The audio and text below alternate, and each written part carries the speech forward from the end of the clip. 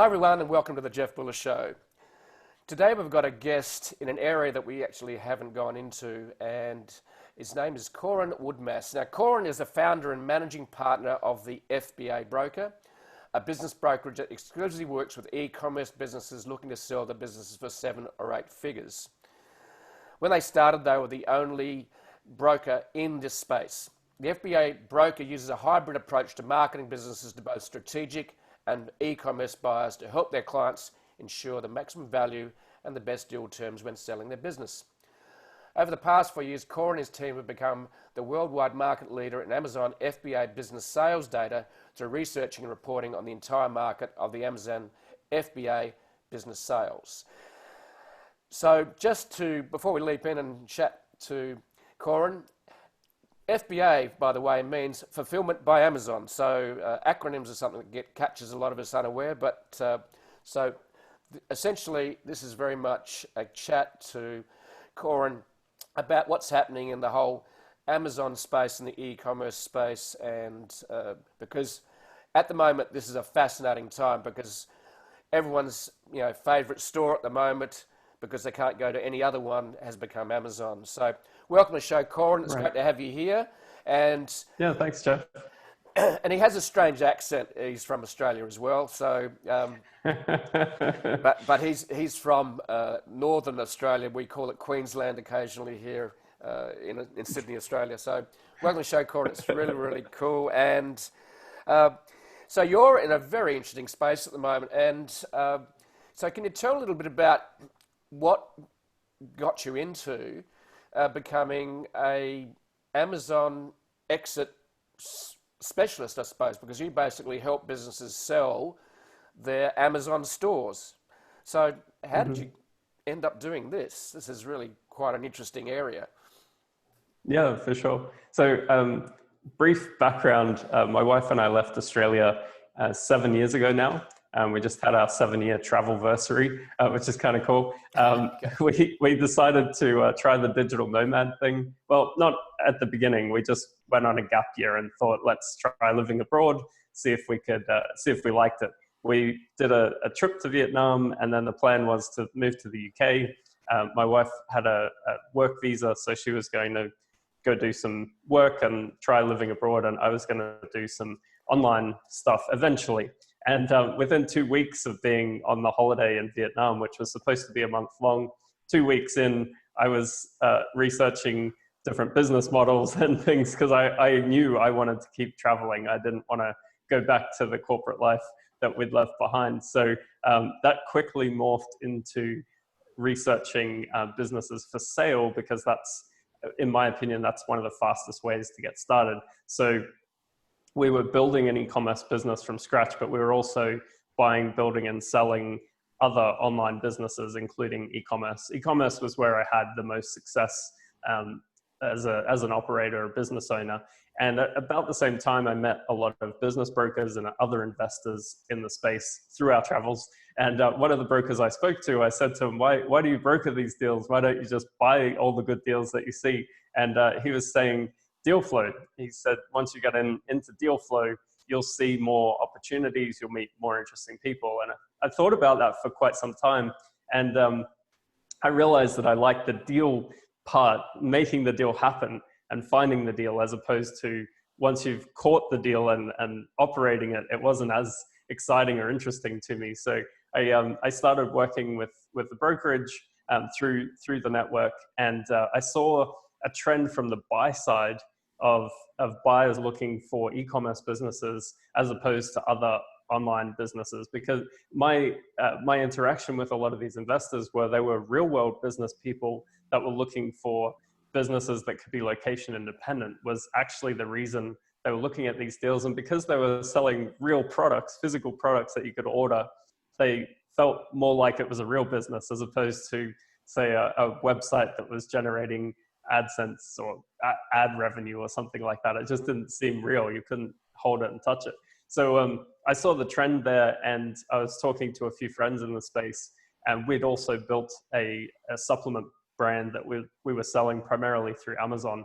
So I understood the ecosystem from the demand side and also from the investor side. And I saw the opportunity. We launched the FBA Broker.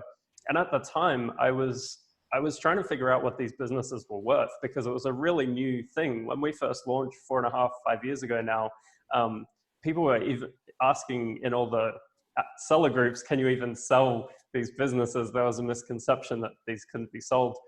So we went down that path and figured it all out, started doing deals. And at the same time, there was more and more brokers, online marketplaces selling these businesses. So we started aggregating and monitoring the entire market and reporting on it. And over time, we've seen a massive increase in business transactions around this space. So I think it was good timing, also having some insider knowledge, but also really good timing just as that wave was coming. And as you mentioned, Jeff, right now, everyone's favorite store is Amazon. So you can't really go to the regular store right now. And even once we can do that again, I think the consumer behavior has changed quite significantly in the last 3 to 4 months here, so worldwide, which has been really good for most of our clients. Have actually seen an increase. A few, depending on the category, obviously, have not seen an increase. There's a few categories that you just don't need right now. So I read online that Walmart apparently is selling more shirts and less pants right now. So that's kind of a sign of the times, right? Yeah, well, I think I'm wearing pants. Yes, I am. But yeah, we don't need to dress up as much, and I think there's a lot of unused clothes sitting in the cupboard. Yeah, absolutely. Yeah, so we're in the middle of this e-commerce renaissance, or actually timing and growth. So you've mentioned some interesting about what is actually happening in the space right now. So Walmart's selling more shirts rather than pants. What are some of the main trends? I have heard that Amazon, and they put up signs saying that they've really doubled down on fulfilling more things like food and essentials instead of other things. Can you tell us a bit about what you're seeing happening with online e-commerce and Amazon, with what sort of products are working, what aren't? Can you tell me a little bit more about that? Yeah, so this is something that's evolving pretty quickly over time. But as a whole, for I think the last 5+ years, e-commerce as a category is one of the only industries that's been growing in double-digit growth year over year for at least 5 years now, before all this stuff happened. So there is still a lot of retail activity outside of e-commerce and Amazon. And I'm actually in Austin, in Texas right now, and in the States at least, Amazon's market share of the online portion of sales is disproportionate. They are definitely the dominant player. I think about 80% of online sales here are through Amazon, which is pretty substantial. As far as categories that are really interesting, there's a ton. It's almost infinite shelf space, right? So you've got a typical store, you have a certain amount of square meters, square feet to work with. With Amazon, it's infinite. So you can literally jump on there and sell whatever you like. What's in demand and what's selling well. There's a lot of research tools out there that you can use to find these niches. What we're actually seeing as the biggest opportunity right now with Amazon as a platform is a launch pad to develop real brands. So a few years back, you could just look at what was selling, go source it on Alibaba, throw it up there, get it ranking and sell, and presto, you've got a business. Well, that's not really the case anymore. It's more about building a brand that people actually want to buy and are searching for. And Amazon gives you the perfect platform to do product research, market research, to figure out how to make a better product than everyone else and position your brand appropriately, and use that as a launch pad to go outside of Amazon and build a real brand, a real business in the real world, so to speak. So that, I think, is the biggest opportunity we're seeing right now in the clients that we work with. And like you mentioned at the outset, the clients we work with are typically doing 7 or 8 figures in revenue. We're actively chasing our first 9-figure revenue business. There's a couple of them out there that we're chasing down. So the space is growing exponentially as well. Yeah. Yeah. So So you're saying that essentially Amazon's a good way to test a market almost, and then say, okay, try a new product, put it on Amazon because they can do the fulfillment for you. The cost to start up, barrier to entry, I suppose, is quite low. And then you can test it, build it, and you can either decide you really want to scale it, or you can say, well, I want to flip it, which is what you're helping a lot of people do. So you started a little bit of an Amazon business yourself, and what area was that in? Because obviously you knew enough about supplements. Amazon. So that was in the area of supplements. Yes, yeah. So health supplements was the niche that we were in, specifically focused on female health. So that was our niche.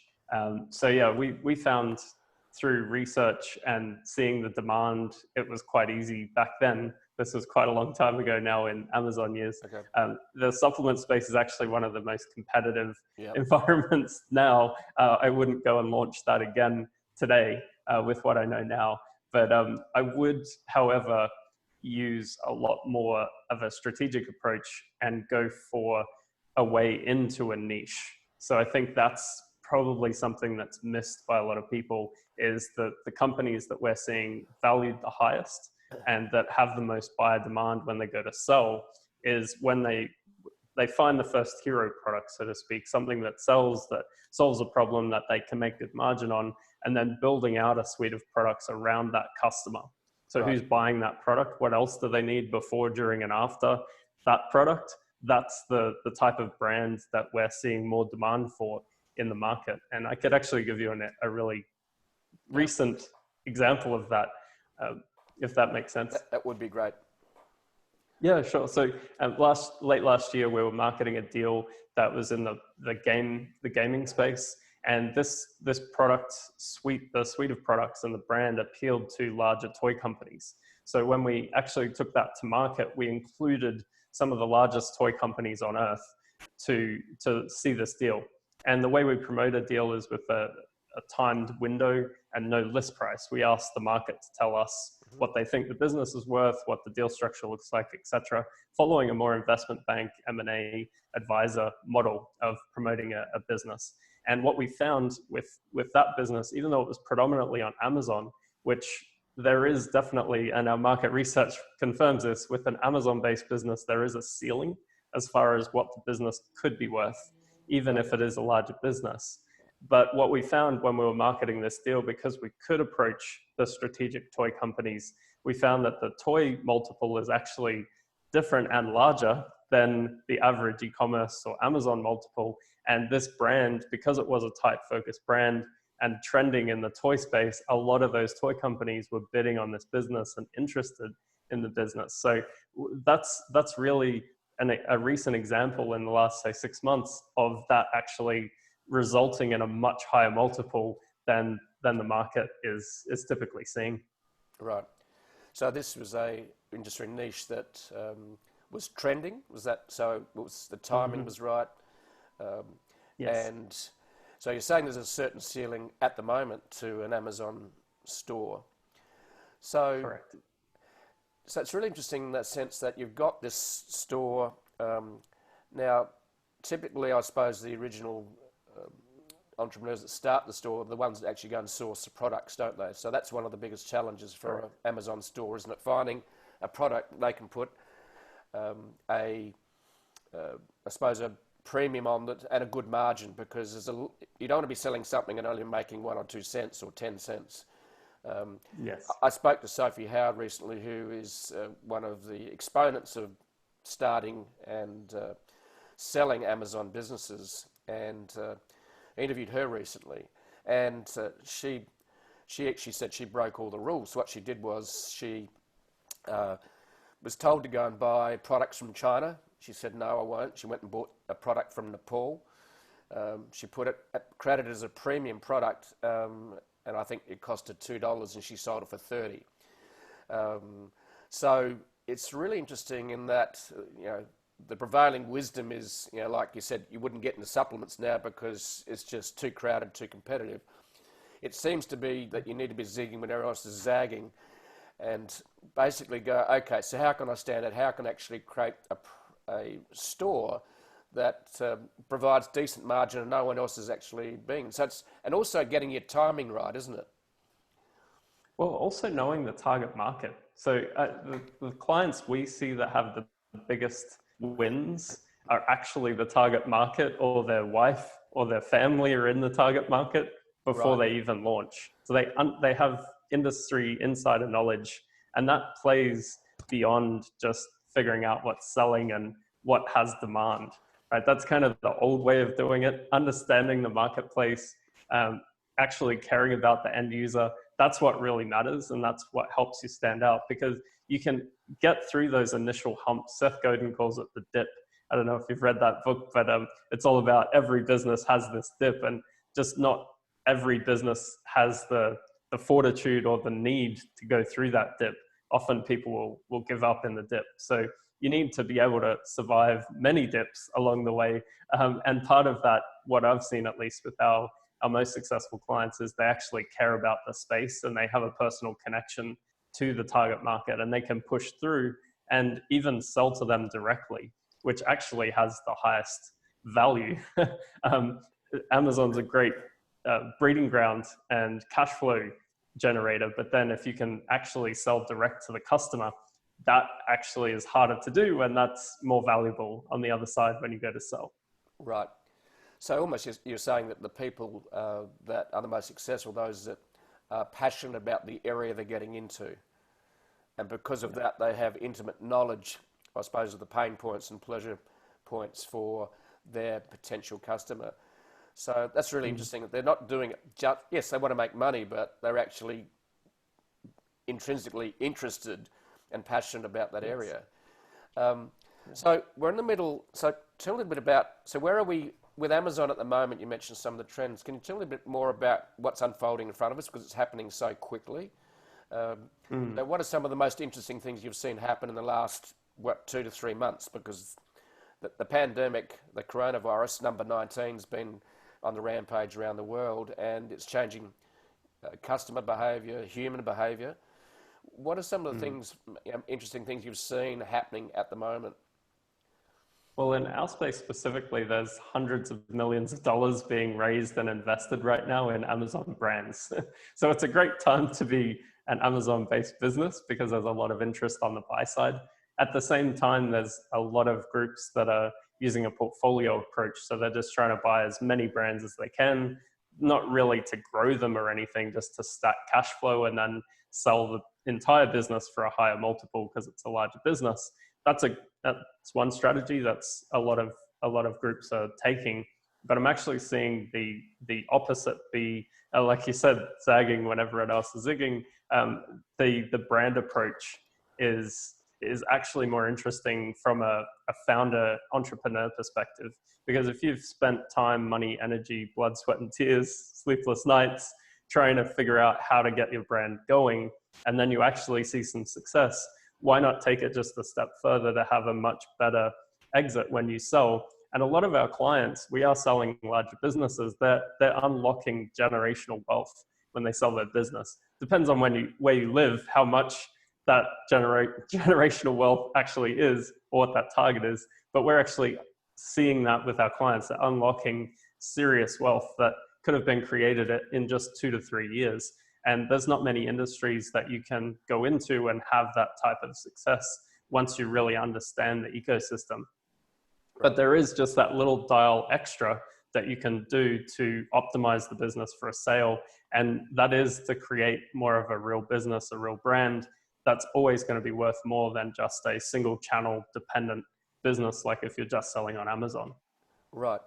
So when you're saying unlocking generational wealth, can you explain what you mean by that? Yeah, so my version of generational wealth, or I think even an actual dictionary might say wealth, an amount of cash that wouldn't deplete in your lifetime and maybe wouldn't deplete in future generations' lifetime. So that's obviously, depending on where you live, that might be $1 million or it might be $100 million.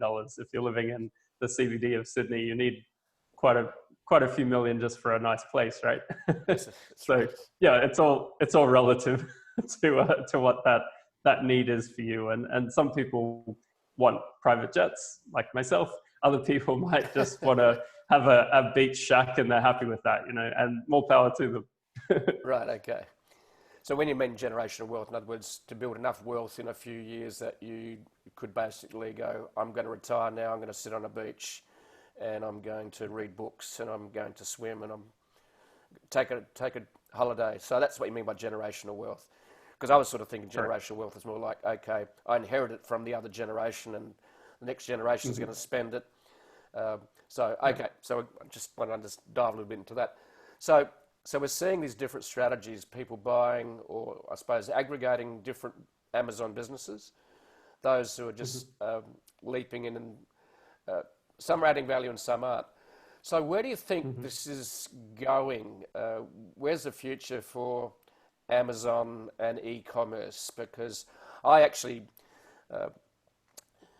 I worked for a digital agency. We built e-commerce stores and I did that starting about 10 or 11 years ago. For 4 years I worked, and I was in the sales part and business development, running workshops with people who wanted to start online stores. And one of the stores we started, helped people start here by building their website, was Temple and Webster, which has become quite a big success in Australia, selling sort of homewares and furniture.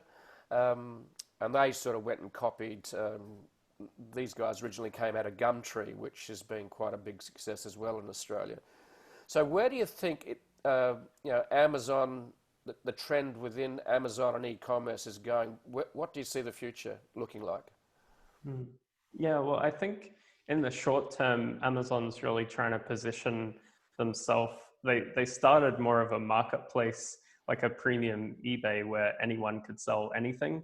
And I think there is a trend specifically in the States. I think this translates internationally as well, but specifically here, a trend towards brands. So people still want to get behind a brand and have a brand they know, like, and trust, and that has some meaning behind it. So I think that's starting to be translated more. You're seeing video ads being available now. So it's becoming more of an experience shopping on Amazon as opposed to I just need these things. So I think in certain categories, it's more about quality and the brand. In other categories, it's more of a commodity type product and there's high volume. So phone cases, for example, if you've got a mobile phone case or a cell phone case, that's a commoditized product. It's really hard to stand out in that category, but somewhere where quality matters. And if you're an athlete, you're not going to take an Amazon branded product to the gym, right? You're just not going to do that. So there's products where quality matters. The actual quality as well as talking about sporting goods. If it's something like boxing gloves, for example, and you're constantly training, you want them to stand up over time. You don't want them to fall apart in a couple of weeks. That's just pointless. So where quality matters and the brand matters, I think that's only going to escalate. And price, it's really been a price-based marketplace, but I'm seeing in certain categories quality and price being less of a concern and more about the brand, and then having a following behind that brand, which could be scaled outside. In general, I think they're just going to keep eating the world as a company. I'd love a secondary or third competitor to pop up, but they do have a pretty substantial lead on the rest of the competition. So I think they're going to keep moving forward and keep being an option.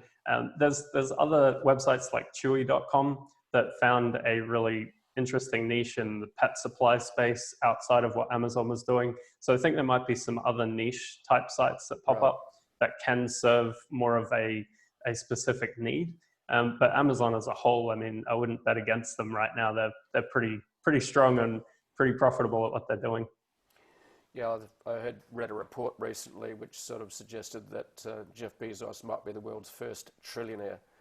And the way he's heading and the way Amazon's growing, it would not be surprising to see that happen. So what about, you mentioned competition, you mentioned that Amazon's basically eating the world in terms of what it does, because they've built incredible infrastructure, haven't they, in terms of distribution? So fulfillment centers. I noticed, I think there was a news item recently, and they said that Amazon had added another 150,000 workers in the space of a few weeks. Yeah. Was that number correct? I believe so. Yeah, the initial was 100, and then there was another hiring round. So yeah, it was probably around 150,000. That's no mean feat to pull off in a pandemic, right? To bring in that many people into your company, that's pretty insane. Yeah, Yeah. it is. So we've got Amazon in the sort of generic brand, and what you're saying about Amazon too is that it was just in the commodity marketplace. In other words, cheap and nasty. And a lot of brands weren't going on there, were they? Because they're going, well, we're a premium product, and Amazon, and I won't go to gym with an Amazon non-branded product. But you're seeing a trend more into premium brands or building premium brands on it. That's fascinating. Yes. So there was another bit of information I came across as well, which talked about that some of the big online e-commerce platforms are seeing an opportunity as well. So, I said that Shopify, for example, is starting to really try and work out how it can pivot a little bit and grow. What do you see the role of, the Shopifys of this world? And I think there's BigCommerce, which is an Australian-based company which plays in this space, which is providing a platform for people to actually start e-commerce businesses. How do you see, Shopify and BigCommerce playing in the e-commerce space, because that's where you play? Absolutely. So I think that's critical to build a presence. That plays into the direct-to-consumer angle. Right. That's what they're really good, is building your own e-commerce platform. There's some work to be done because a lot of our clients will choose to send their traffic, their organic traffic, through to Amazon because it converts higher than their own store. So that's something that I think would need to be improved over time. And it takes more of an investment to build your own channel directly. But I think that's the Shopify, what they're doing, I think that could change the game a little bit with brands that are trying to get exposure and sell direct to the consumer. And if you look at it on the surface, you'd say that Amazon is the best way to build a large amount of sales quickly. And that could be the case in most categories. But what we're actually seeing consistently across all the businesses we work with is, on average, the business owner is actually paying Amazon about 30% of their revenue in total, with all the fees, all the advertising, all the fulfillment costs.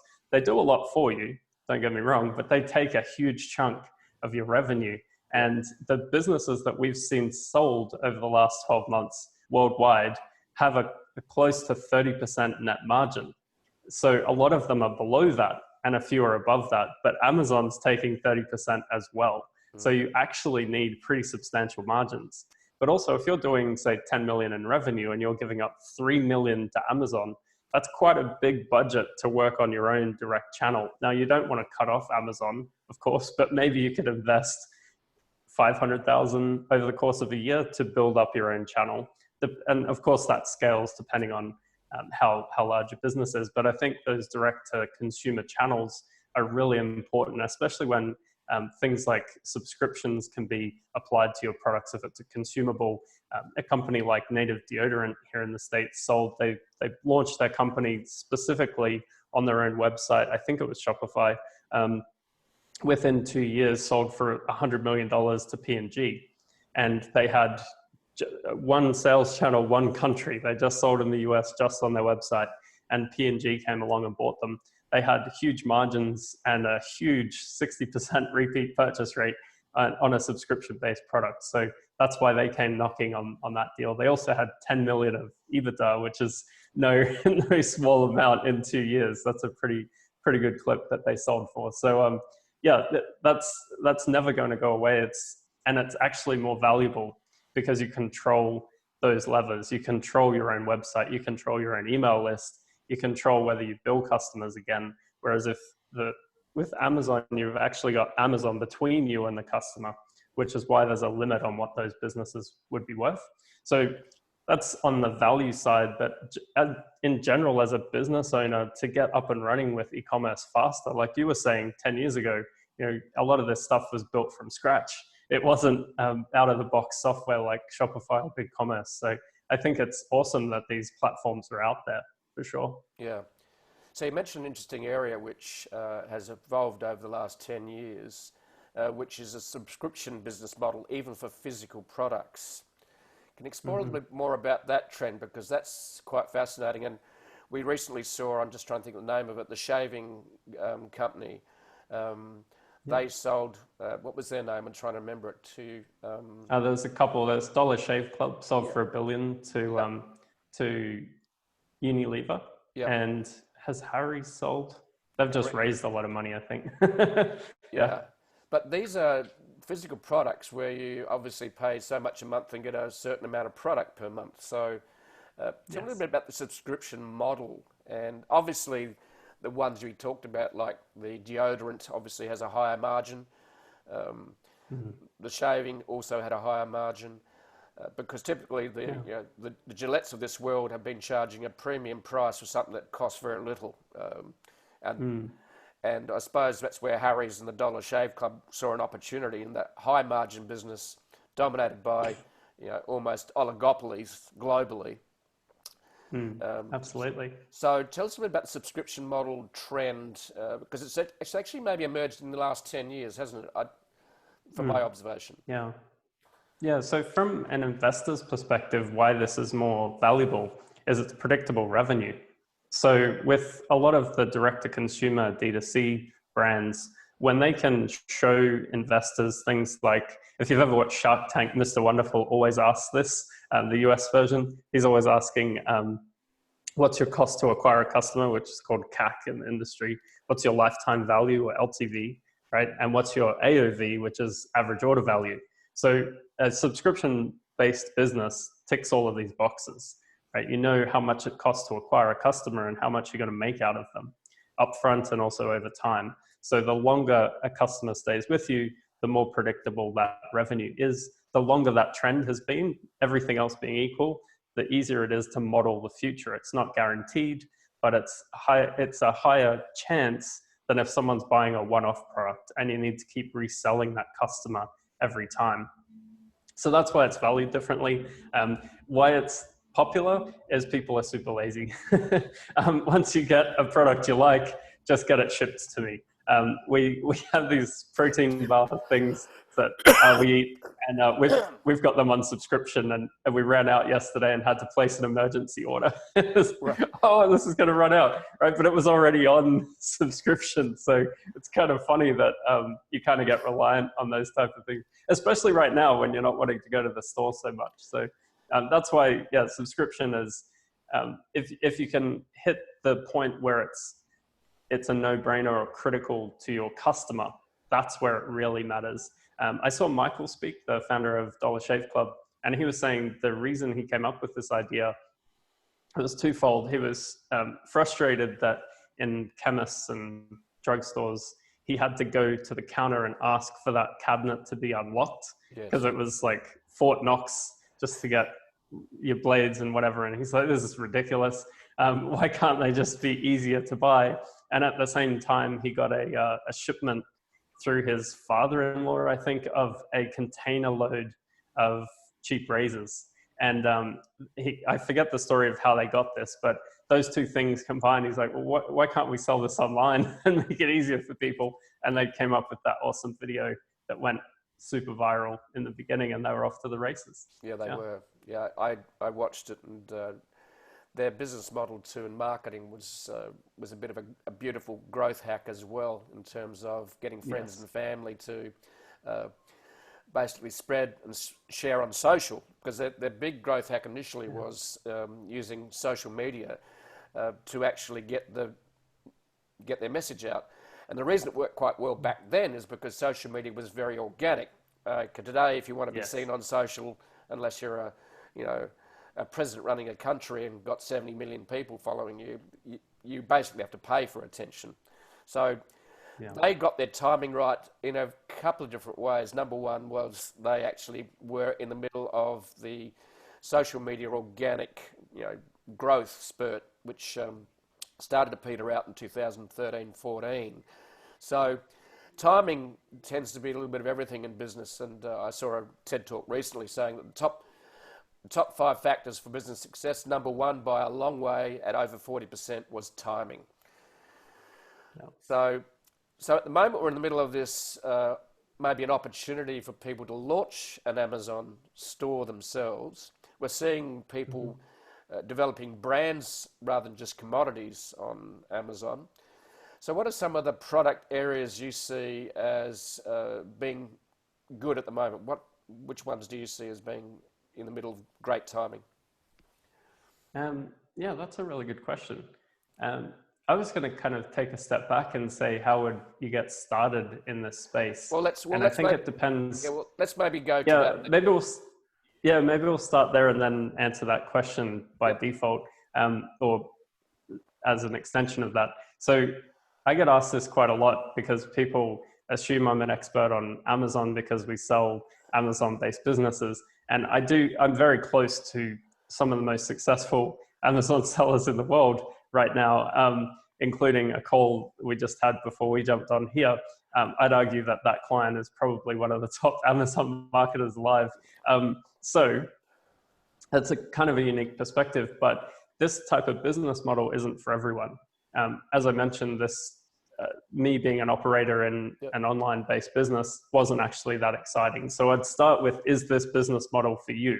So go and find someone who's already doing it, get an understanding of if that's even interesting to you, for starters. The second thing is I'd look at how much capital I have to deploy. The most successful people that start a physical based product in any area, whether it's Amazon or direct to consumer, invest a lot up front and then invest more money to keep the business growing in the early days to give it some room to breathe. So if you're going to have to invest anyway, you may want to actually look at acquiring something that's already working, because the owner has spent years trying to figure out what worked and what didn't, and they've got it to a profitable point. So if you have more than, say, $100,000 to go to start with, then acquiring might actually make sense. Whereas starting from scratch, you could probably get there with 10 to 50,000, depending on the category, right? You typically need a lot more money than people make out when they're trying to sell you a course on how to get started. If you want real money out of it, that is, to actually replace your income. A friend of mine has a 1,000-day principle.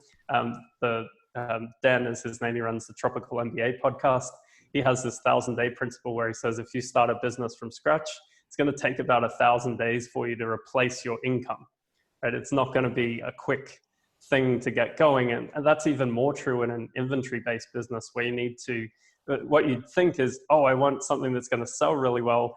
If it grows really fast, you're going to have to put more money in, not just reinvest the profits. That's right. So that's a little rant, but that's kind of something to think about with this business model. Now, to answer your question, things I'd be looking at is how consumer behavior is changing now as far as trends. And it could be a little bit tricky to figure out what's going to happen next. So I'd also look at recession trends in the past. What products keep selling well in recessions? And also, what are you and your friends and family buying right now? And where do you think that's going to go? So I think part of that is an art and part of that is science. And then being a part of that target market would also be helpful as well. If you're an athlete, if you're in a certain category or certain industry, craft, whatever it is, you've got insider knowledge, you know where everyone else is going, right? So the closer you get to the customer, the more predictability you'll have. And then just being observant as to what else is out there and not doing the copycat game, like seeing what else is selling well and just selling another one of those. There's definitely a shelf life on that approach as a general rule. So yeah, that's where I'd start. And high margin. I mean, you hit this on the head earlier. Look for high margins. You're not going to make a real business if you're competing on price. A lot of our clients actually have premium products, even on Amazon. They're higher priced, but they're better quality products. They're higher rated than everyone else. So there's a couple of ideas. Yeah, well, the other area that Sophie mentioned when I talked to her was she went to premium organic teas. which sort of competed a little bit in the supplement space, and there were some claims being made by some of the other sellers on Amazon, and they got shut down because she wasn't making those claims. They were like almost deemed to be pharmaceutical type supplements. So what happened? She ended up with good timing in another way, in that all her competitors got shut down by Amazon because of unsubstantiated claims. And she was like last woman standing, effectively. So, but you know, you can't count on that. So the Stephen Bradbury approach. Yeah, the famous Aussie ice skater, where everyone fell over at the end, and he crossed the line and took the gold medal at the Olympics, Winter Olympics. Yes, so, you just can't count on that unless you want to push them over. Yeah, exactly. So okay, so you've built the business, you've started, and I do like you give an example of the 1,000-day trajectory. A lot of people see people doing well on Amazon going, oh yeah, I'll do that, and I'll be making money in next month, or I'll start with $10 and we'll be making $1 million this year. You've just debunked that entire myth. So yes. You've broken so many people's dreams already, so it's really sad. But that's fine. I really, this show is about actually, hopefully about reality as well as dreams. And so where was I going with this in terms of, but when it comes to, so you've started the business, invested, you're 2 or 3 years in, maybe a year in, if you're lucky. Some have done that quick, faster than others. So when it comes to selling your business, and you mentioned a few key factors, what a savvy entrepreneur, investor is going to be looking for. So what would you need to make sure you have in place if you're going to go to market and exit and sell your business? So for perspective, worldwide, out of all the deals that we track publicly available, we've seen about a 23-24% sell-through rate, meaning out of every 100 businesses, only about 25 of them are going to sell at best, right? So the vast majority of businesses that go to market want to sell simply won't sell for a number of reasons. And what I'm going to share with you and the audience here is how to think about this as a concept. Now, the most important thing to begin with is what stage is your business in? There's actually 3 stages in an Amazon-based business or any product-based business, any business really, before going to sell. There's 3 stages. So the first is startup. And in a product-based business, you're just trying to figure out what works. You're trying to find that hero product. And then that could take anywhere from 6 months to 2 years, right? Just to find what really works, what's profitable, what you can sell, what the customers like, makes the product better. Then you need to build out a suite of products around that customer to build out a real brand. And then you hit that growth phase where you're expanding the product line for that target market. And it's critical that you stay on point with the target market here and not shoot in different directions, which some people do as well. So when you're in that growth phase, often you're putting more cash in and not being able to take cash out. So you think, hang on a minute, I'm doing a few million in revenue. I could sell this, take out a couple $1 million, and then someone else can run with that, which may actually be an option. However, if you can just bridge that gap and get to the next stage, which is optimizing for profit, which is actually going to make the business more valuable, if you can push through that growth phase and only sell once you're in the optimization phase, that's where you're going to see the biggest return on your time, money invested in building that brand. Most people, like I said, sell in the growth phase, so it's not optimized for sale.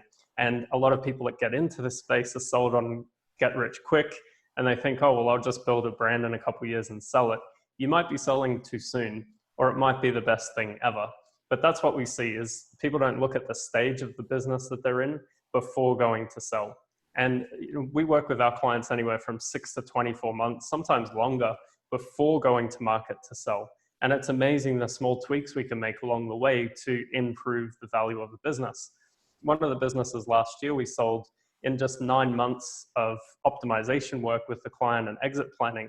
we took the business to triple the value in just 9 months and sold it late last year. That was a huge result. It was actually unsellable when we first spoke. And the main reason for that was the margins sucked.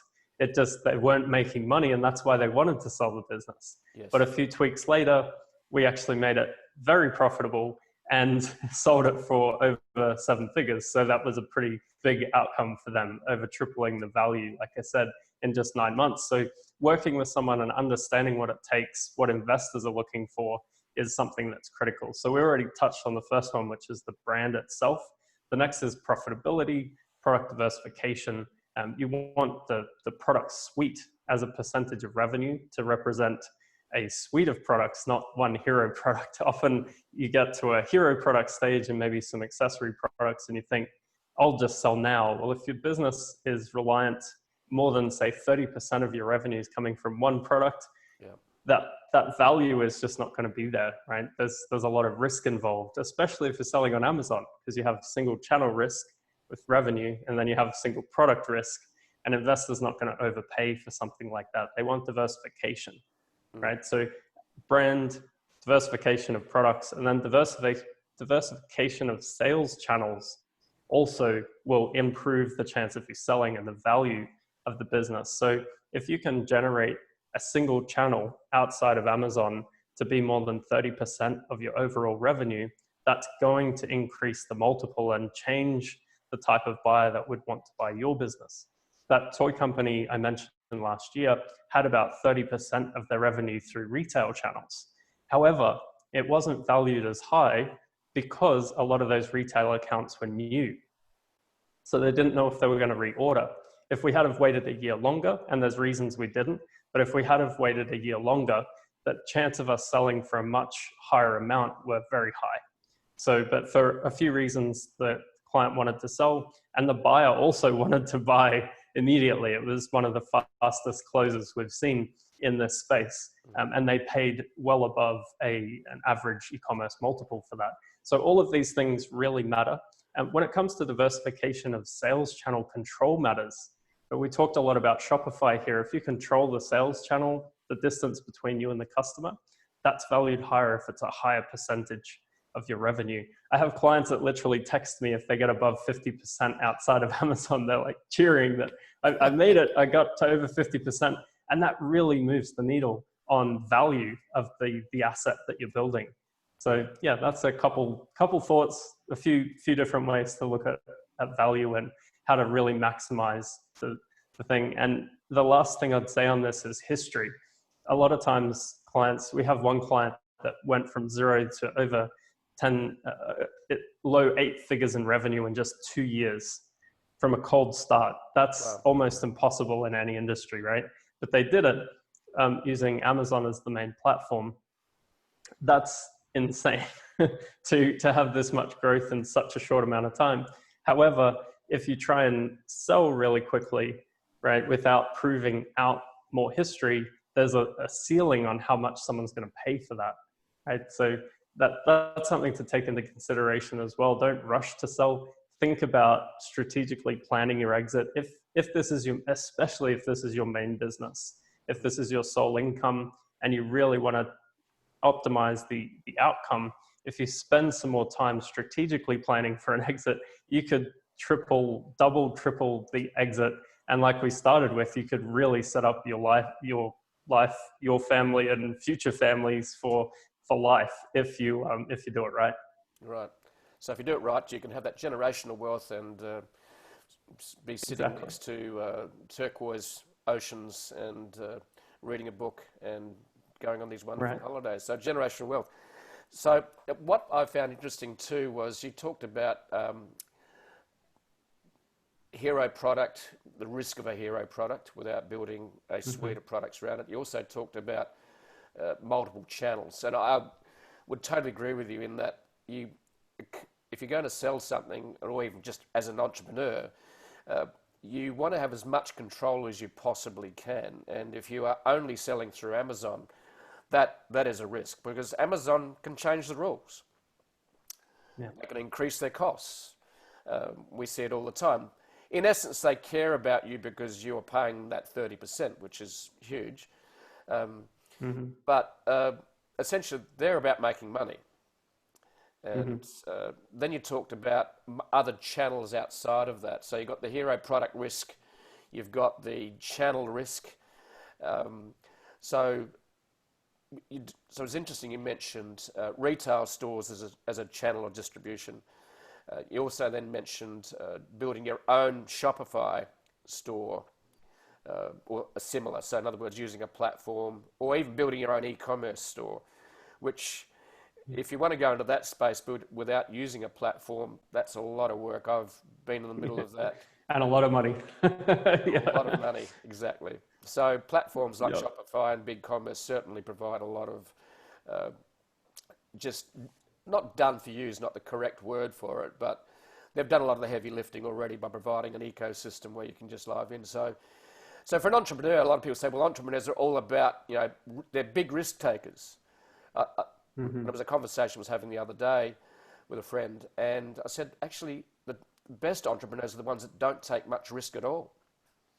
Yeah, absolutely. I totally agree with that. So can you talk a little bit about, the risk takers you've seen? Is there any, and the most successful, Amazon store owners, what do you see? How do they minimize their risk?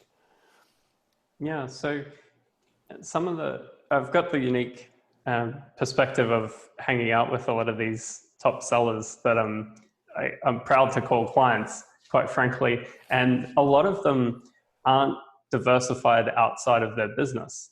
They might diversify with another business, but few of them are actually taking cash out to invest, which at some point of your life might make sense. But I heard an interview with John Paul DeJora, who was the founder of Paul Mitchell Systems and Patron Tequila, multi-billionaire. He was actually homeless twice on his way to becoming a billionaire. And he said his biggest piece of advice was along the way, regardless of how much promise the business has, take cash out of the business to invest for yourself and your family. And for him, it was real estate. He was putting money aside, taking profits out of the business along the way, investing that for himself. So taking some chips off the table as you go.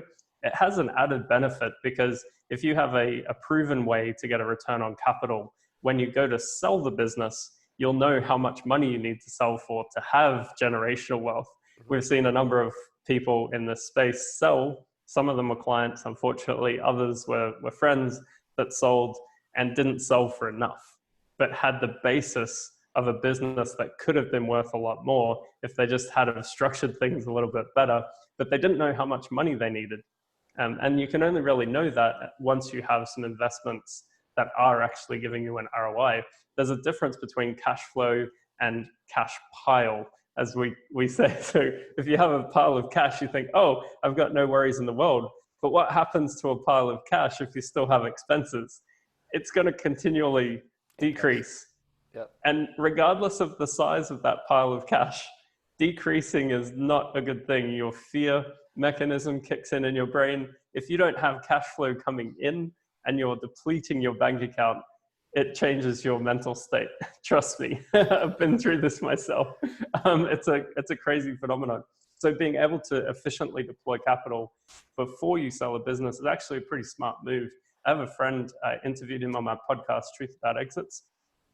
He spent a full year after selling his business just trying to figure out how to generate a solid, predictable return. He chose mostly real estate as well. And then a year after that, he realized he didn't sell for enough money. So he actually came and bought one of our deals, which was larger than the business he sold. Ironically, late last year, he bought a deal from us. So he's back in the e-commerce world, building again. But he's unlocked that next level of financial security, which is good. But yeah, that's kind of a long way of answering the question. Yeah, well, it's important because, as you said, cash pile versus cash flow. Watching your cash deplete if you don't have a source of revenue, and you don't necessarily have to have a big source of revenue, as long as it actually pays for your life. Like And like you said, some people want a jet. Some people are happy just to live simply in a cabin in the forest and eat potatoes. But it's really up to everyone's idea of success varies. I certainly, for me, making life as simple as possible has become quite a goal of mine. I've actually learnt to say no a lot more, and Nice. there was a really interesting statement about this too. And someone said, when you go to say yes to something, just imagine if you were going to do it tomorrow. So you might be saying yes to something 3 months, 6 months into the future. But if you're going to do it tomorrow, would you really want to do it? Right. Would you want to be up at 6 a.m. to do that conference call, or would you be wanting to, whatever? And it really puts a reality check on it quite quickly. And and especially as you get a little older in years, you sort of go, well, what's really important? You sort of sit back and reflect going, what really does bring me joy?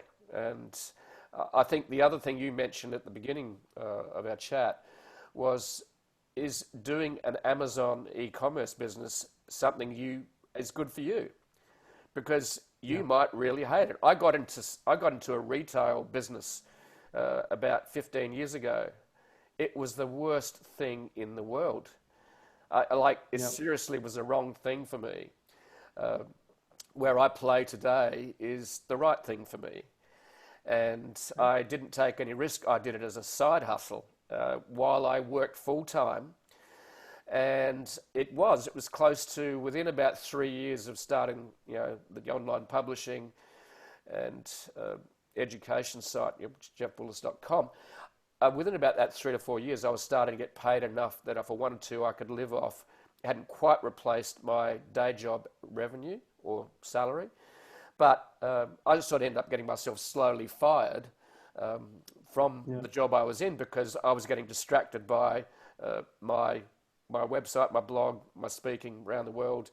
And it was actually almost no risk. I just slowly segued out of the business or the company I was working for. And it's been just so easy. Whereas before I'd be trying to force things and to make them happen. And if you don't enjoy doing it, you are going to wake up each day hating yourself and hating life. And I think the thing for you is you love what you do. I can see it. You're passionate about it. Like you said, you're not really into running an Amazon store yourself, but you love the deal flow. Can you tell us a little bit more about what you mean by deal flow? So, because that's interesting. So if you look at any sort of investing, you'll find that there's retail and then there's wholesale or off-market deals. So if you're looking for a house to buy, for example, and you look at the local real estate agent, there's going to be listings, but it's already priced. They already have an expectation of sale. It's the same in businesses for sale. If a broker's involved, if an advisor's involved, they've already set expectation, they've prepared the business for sale. However, if you go direct to find real estate deals, business deals, whatever it is, IPOs, if you know that a company is going to go public before it's going public, that's also direct deal flow. So there's direct deal flow, which is you have a direct line to the opportunity. You typically get a better return the closer you are to the deal, which is what my broker friend was talking about. Is deal flow in our world is how many entrepreneurs do you know, or business owners that are looking to sell at some point in the future? Because if you can work with them, then you can take a percentage on the sale, which we get equity at the best time in a business when it's fully optimized for a sale, right? So we're incentivized to sell for the highest price possible. Our clients win, we win, the investor wins because they're looking for that type of a deal. So that's what I mean by deal flow, is having a constant flow of whatever you're wanting to do. So if you're a speaker, it could be a lot of speaking gigs. In other industries, it's really talked about as lead flow. In investing, it's talked about as deal flow, because often we're looking for deals to work on. So we say we're running a deal when we take a business to market. Investors will say, what deals do you have coming up? So that's why it's deal flow. Right. Okay. Makes total sense. Yep. So, so, Colin, how did you structure like your revenue from the FBA broker? So how does that work? Mhm. Heard two areas. Number one, there is a fee involved, and then there's equity. So can you explain a little bit more about how you operate so people can understand? Because some people might want to sell their Amazon stores, just might want to sell their e-commerce stores. So how do you Yeah, operate? absolutely. Yeah, so we, like I mentioned, we get involved in the business as early as possible. So often 6 to 24 months ahead of selling the business. We offer actual exit planning where we get in with you in the business, understand exactly what levers to pull to increase value, not just a surface level free phone call. We actually work in the business with you to understand what's going on. So there's a fee for that. When we actually go to market and sell a business, most people think that it's like a house. This is everyone has a house or lives in a house, so it's kind of an easier thing to grasp. If you have a house and you want to sell it, you call up an agent, they put it on the market. Simple, right? Um, Whatever's right or wrong with it is what it is. When it comes to a business, that's actually a horrible way to maximize value, right? There's actually three things to consider before selling a business. The first is, are you mentally ready to sell the business? Hmm. Because you need to be committed to move forward. The second thing is, will the market likely pay the value that makes it worthwhile? Not just worthwhile, but you need to be excited about that number to sell your business, in my opinion. And the third thing is your business ready to sell? Which is why we end up working with our clients for so long before selling. We do what we call a pre-sale audit, where we go through the whole business as an investor would. And this is born out of 7 and 8 figure deals that closed and also those that didn't close. We've been through diligence with public companies, $100 million funds, the works, strategic acquirers to private investors, the whole works. We've got over 100 points as a checklist that we go through with all of our clients, financials, logistics, everything. We look at the metrics behind the business as an investor would. And there's 3 outcomes there. Everything comes in threes. Why is that? 3 outcomes from the pre-sale audit is, one is you're ready to go to market. We've got the green light to sell. The second is maybe there's a couple of things that you need to work on in the business to improve the value. We'll give you what that is. Or third, and occasionally this happens, there's actually an investor red flag that would actually stop a deal from happening. Hmm. So we want to make sure that that work's done up front before we actually go to market. So when we go to market, the information we've gathered in our pre-sale audit, pre-populating what's referred to as a data room, which an investor wants to see to pass due diligence. Again, most people think you just need an offer, you just need one buyer. It's not the case. Just getting to an offer is the beginning of the deal, not the end. We don't really believe we're running a deal until we have that offer signed. Then we get into diligence, we get past diligence, get into the contract and closing where we all get paid. So we work on a retainer plus success fee. That retainer is refunded out of the success fee. And that's to do all of that work building up to getting the deal launched and taken to market. And we don't use a list price. Like I mentioned earlier, this is quite unique when it comes to selling businesses because we don't want to limit what the market will pay, right? We want to see what offers are out there and then negotiate the best possible deal for our clients. So that's how we work. And what I meant by we get equity at the right time is as a percentage of the sale is our success fee. So it's essentially equity in the company at the right time when they're about to sell.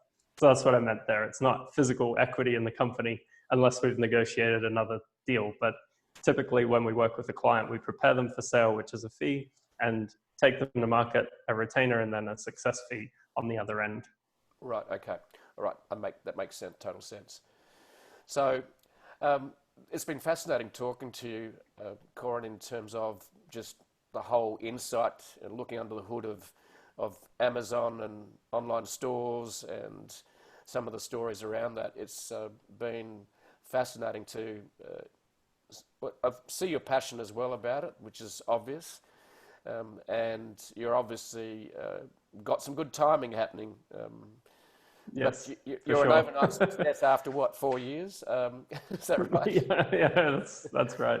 Well, Yeah, that 3-year thing was right for me too. Yes. Yeah. So you were the 3-year, 1,000-day success story as well.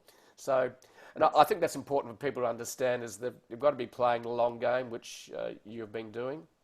Um, what's fascinating too for me is you started off as a travelling nomad, and the opportunity came out of a conversation at a bar regarding deal flow, and you'd also had done some Amazon store,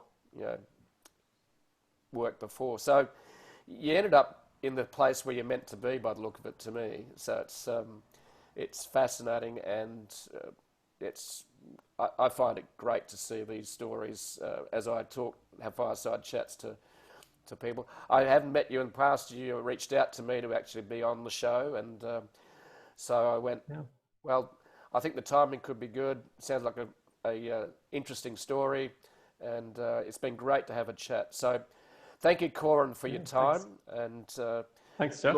look forward to maybe doing a follow-up in a year to see how the lay of the land is, because we can't predict the future out of this. We're in the middle of this pandemic, this global trauma. Everyone's doing predictions of what the future is going to look like, and a lot of those predictions are going to be wrong.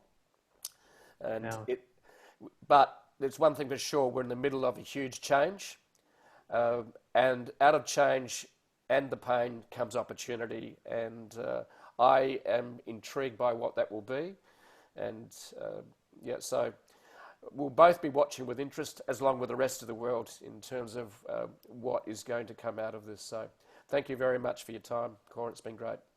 Awesome. Yeah, thanks, Jeff.